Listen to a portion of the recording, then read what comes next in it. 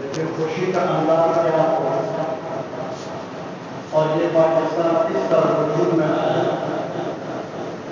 اس کے لیے بڑی قربانی ہوئی۔ پہلے قربانیوں کو انگریز جب اس ملک پہ مسلط تھا، اگر صغیر ہندوستان کا،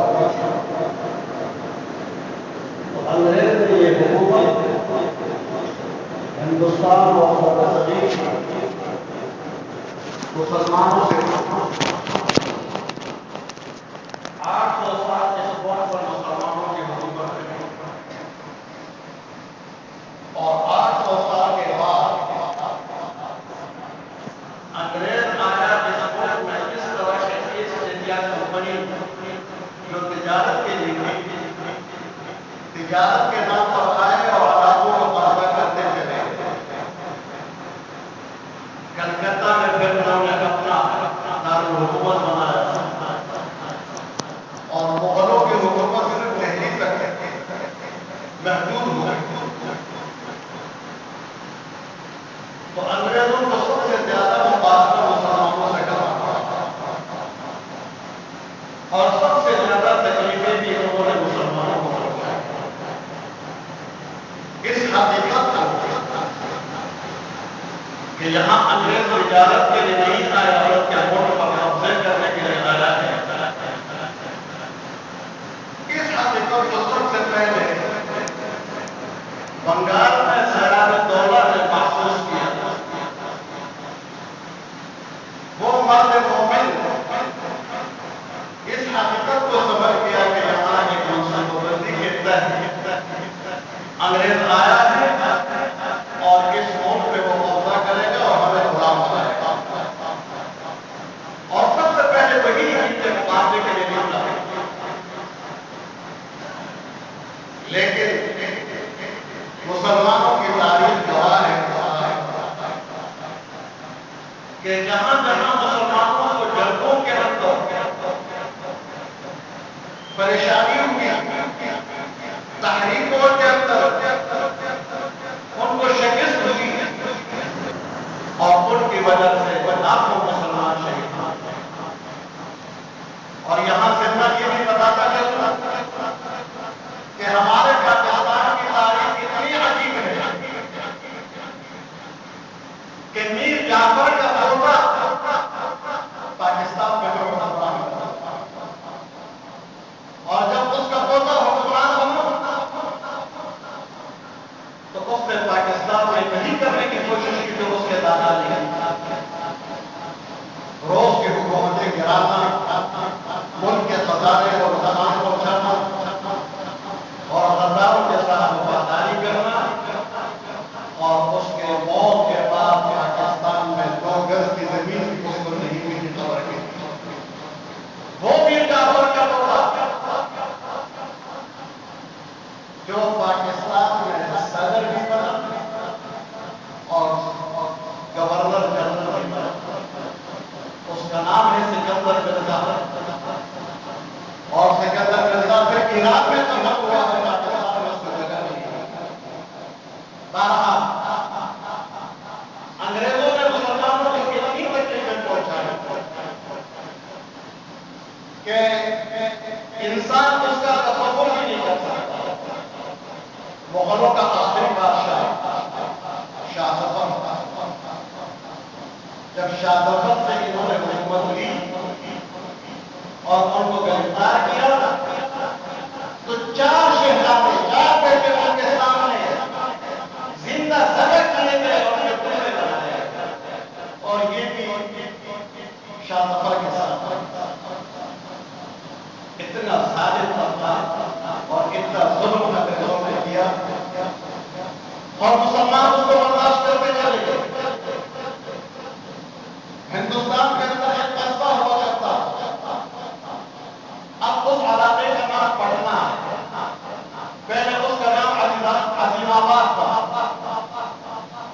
بعد میں ہندو نے اس کا نام پٹنہ رکھ دیا۔ اسی پٹنہ میں ایک بستی ہوتی تھی صادق آباد کے نام سے، اس صادق آباد میں کوئی گھر ایسا نہیں تھا جس میں آدمی کو شہید ہو گیا۔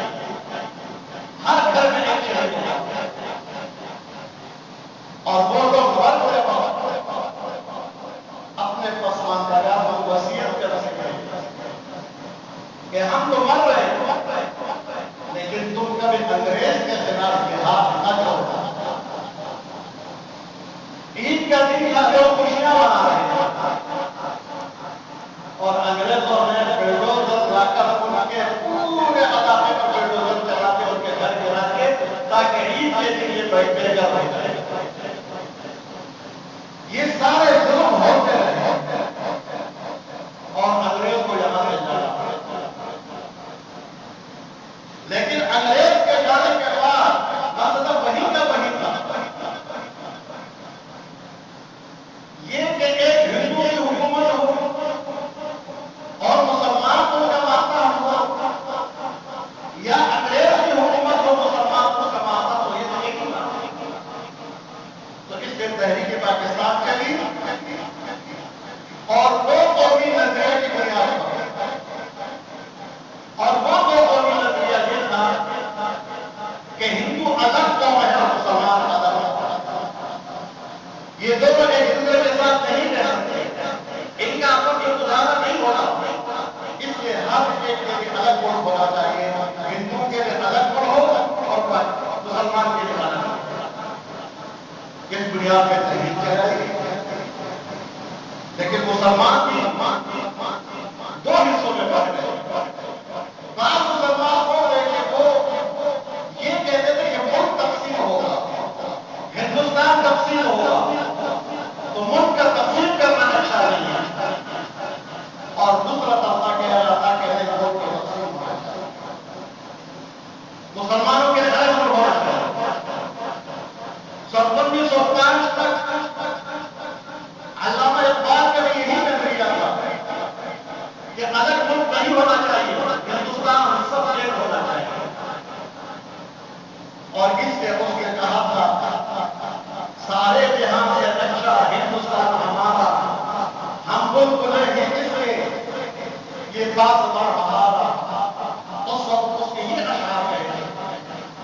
لیکن بعد میں جب وہ سمجھ لیا کہ یہ ایک ساتھ ہمارا گزارا نہیں ہو سکتا اور مسلمان اور ہندو ایک ساتھ نہیں رہ سکتے، تو اس نے اپنے اشعار بدل دیا اور اس نے پھر کہہ دیا کہ اپنے مسلمانوں کے لیے الگ ہونے والا.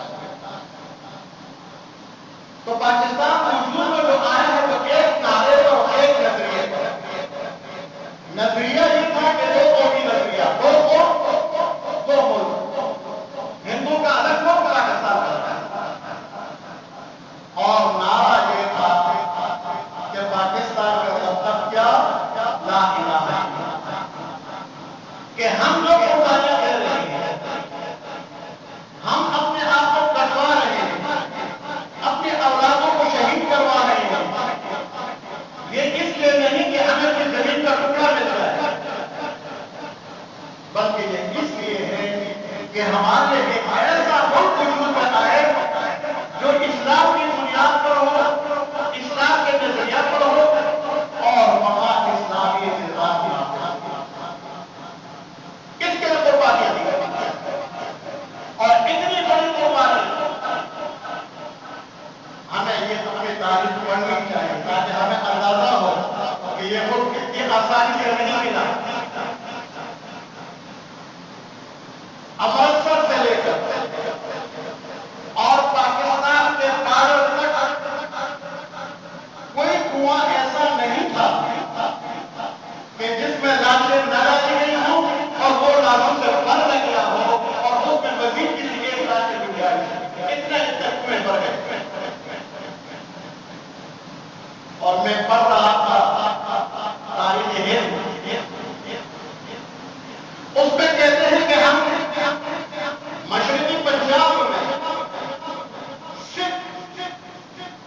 جب مسلمان قافلے کو قاتل تھے اور ان کو کوئی قافلہ مسلمانوں کا ملتا تھا تو ماؤں کے سامنے ان کے بچوں کو کرپا میں گھسا کر ان کو اٹھا کر پٹک دیتے تھے اور بچے ماؤں کے سامنے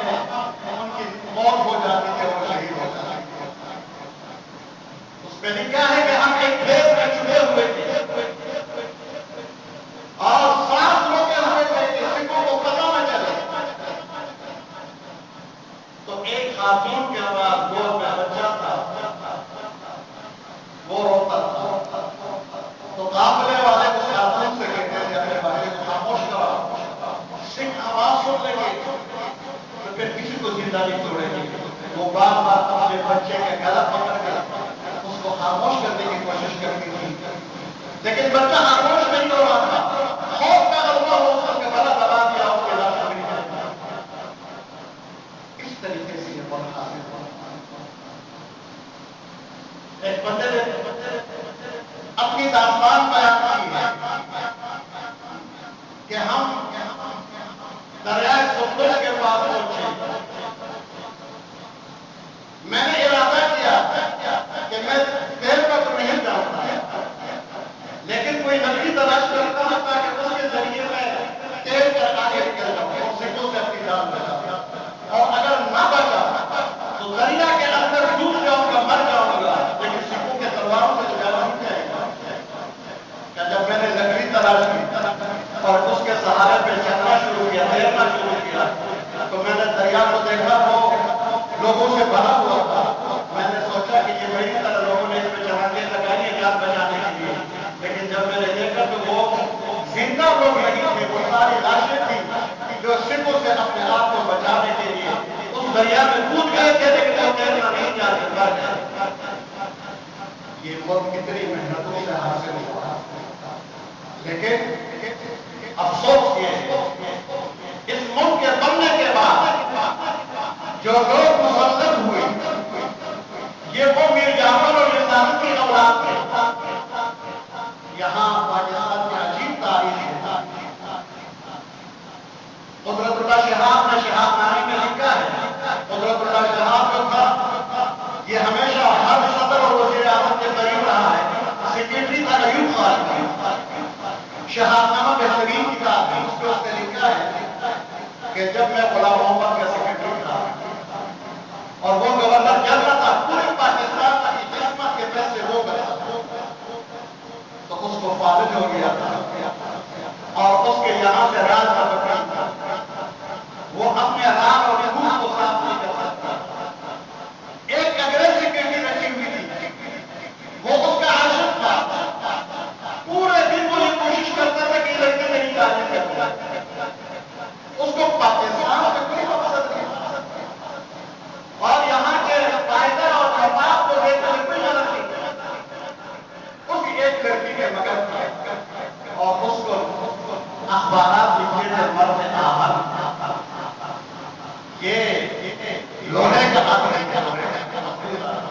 جو اپنے ٹوک صاف نہ کر سکتا ہو، اپنی رات کا نہ کر سکتا ہو، اور اس کو ملک کے قسمت کا نگران بنا دیا گیا اور وہ اس ملک میں حکومت کر رہا ہے۔ ایسے لوگ جو مسلط ہو گئے تو اسلام کو بھی پر پوش ڈال دیا، دو قومی نظریے کو بھی پر پوش ڈال دیا، اس کا نتیجہ عوام کا چنا، عوام نے بھی سب کچھ بنا دیا اور وہ یہ سمجھے کہ یہ ملک اس لیے حاصل کیا گیا تھا کہ ہمیں آزاد کا کاروبار کرنے کا موقع ملے اور ہمیں ایک دوسرے کو لوٹنے کا موقع ملے اور ہم زیادہ سے زیادہ پیسے کما سکیں، وہ یہ سمجھے اور اسی میں رہے۔ کسی کو یہ فکر نہیں ہوئی کہ یہ مبارک موقع ہے اور اس کا حق یہ ہے کہ ہم اگر دوسرے کو نہیں تو خود کو تو پکا مسلمان کر سکے، خود تو اسلامی کے قوانین پر عمل کر سکے، خود تو اسلامی روایات پر چل سکے۔ مسلمانوں نے اس کا یہ سمجھا کہ پاکستان بچیا ہے، اس کا حق یہ ہے کہ 14 اگست سال میں ایک مرتبہ آئے تو ہم اوپر سے ہرا قمیص اور دن کے سفید شلوار میں سے پاکستان میں جھنڈا بن گیا، وہ بھی بات کافی ہے، اور ہم محفلیں قائم کریں، موسیقی اور گانے بجا اس سے کہ ہم خوش ہیں اور خوش ہیں۔ اسلام کا طریقہ خوشیت ہوتی ہے، کم از کم اس دن کچھ تلاوت کا ذکر شہداء کو تو بخش کر رہا ہے جنہوں نے پاکستان کے اوپر اپنی جانیں فرمایا، جو ہمارے لیے اپنی آفت کہا گئے اور وہ تو شہید ہو گئے۔ آج کتنی عورتیں جو بچیوں کی شکل میں سکھ اٹھا کے لے گئے تھے اور آج بھی وہ سکھوں کے لیے بچے پیدا کرتے تھے۔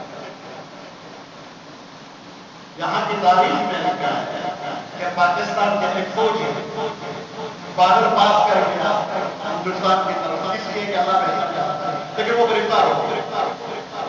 اس نے اپنی داستان لکھی، جب وہ گرفتار ہوا تو سکھ اس کو لے گئے اور سکھوں نے اس کو کمرے میں بند کر دیا کہ یہ اسمگلر ہے اور اس کے بعد اسمگلنگ کا مال ہوگا تو یہ ہمیں مال دے گا تو ہم چھوڑ دیں۔ ظاہر ہے فوج اور پولیس کو نہیں دیا تھا، سکھ آزاد ہے تو یہ اسمگلر کی حیثیت سے گرفتار ہوا کمرے میں بند رہا۔ رات کو وہ کہتا ہے ایک بوڑھی عورت کھڑکی توڑ کر اور سے ہوتے میں حیران کہ اس عورت کو مجھ پر کیوں غصہ ہے؟ تو میں نے پوچھا اماں تو کیوں اتنی ناراض ہے؟ ابا نے کہا کہ یہ پاکستان ہم نے اس لیے بنوایا تھا کہ تم لوگ وہاں پر اس طرح کے کام کرتے۔ میں نے کہا کیا کہا اسمگلنگ، تم لوگ وہاں اسمگلنگ کرتے رہو، چوریاں کرتے رہو، ڈاکے ڈالتے رہو، اس لیے پاکستان بنوایا۔ تو میں نے اس سے کہا کہ میں اسمگلر نہیں ہوں، میں ایک فوجی ہوں، آپ کو غلط فہمی، مجھے غلط پکڑا دیا، میں اسمگلنگ میں نہیں ہوں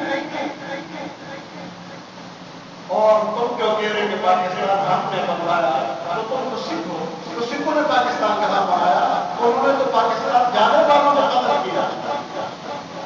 اس نے کہا نہیں، جب پاکستان بن رہا تھا سکھ حملہ کرتے تھے تو جو لڑکیاں ان کو پسند آتی ان کو اغوا کر کے لے جاتے، بچیاں لے گئے اور پھر ان کو اپنی بیویاں بنا کر گھروں میں رکھا۔ کچھ قتل ہوئی کہ گرفتار ہو گئی، میں ان بدنصیبوں میں سے ہوں کہ مجھے تو اٹھا کے لے آیا اور میں بھی ایک سکھی بیوی بن گئی ہوں اور میں سکھوں کو پیدا کر رہی ہوں، لیکن نہ پاکستان میرے سے اس لیے خدا کے واسطے پاکستان کی قدر کرو اور پاکستان کی قدر ہم سے سمجھو جو غیروں میں پڑے ہوئے ہیں اور روز پاکستان کے لیے سے کرے ہیں۔ اور پھر اس نے عجیب بات کہی کہ میری پرورش تو سکھوں میں ہوئی، ماں باپ سے تو مجھے بچپن سے الگ کیا گیا، مجھے قرآن پڑھنا نہیں آتا، لیکن جب میرا کوئی بچہ بیمار ہوتا ہے تو میں اس کے اوپر پاکستان پاکستان پاکستان پڑھ کے دم کرتی ہوں، میرا بچہ ٹھیک ہو جاتا ہے۔ کہتے یہ ایسا ہو گیا اور تم لوگوں کے پاس اس کی قدر نہ ہوتی ہے، بہت افسوس ہوتا ہے۔ بہرحال اللہ فرماتے ہیں اگر میرے نعمتوں نے گرنا شروع کیا تو کتنا سکو۔ آج کشمیر میں کیا حال ہے؟ 1 سال سے زیادہ عرصہ ہو رہا، بیچارے باہر نہیں نکلتے، کن پریشانی کا وقت گزر رہا۔ جو مسلمان ہندوستان میں ہیں ان کا کیا حال ہے؟ کس سختی سے وہ گزر رہے ہیں، روز وہاں کے دشمن سے اور وہاں کے دشمن سے لڑ رہے ہیں۔ یہ آزادی قدر مجھ سے ہم بے خبر ہیں۔ اللہ تبارک و تعالیٰ ہم سب کو پاکستان میں قدر کرنے کی توفیق عطا فرمائے۔ اللہ پاکستان کی حفاظت کرے۔